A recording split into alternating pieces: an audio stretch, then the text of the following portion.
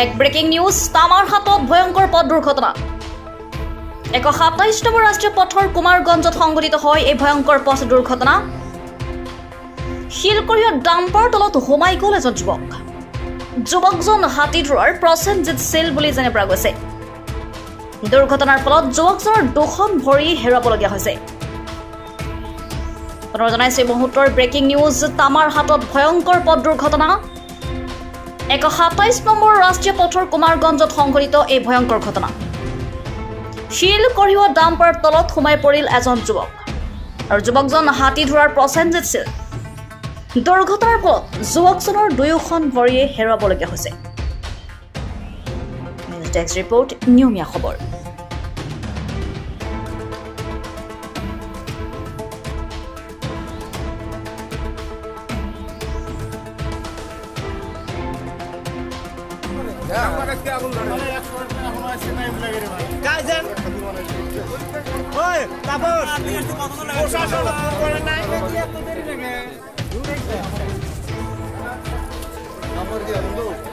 গাড়ি ঠাড়ি নিয়ে আসবো না ভালো গাড়ি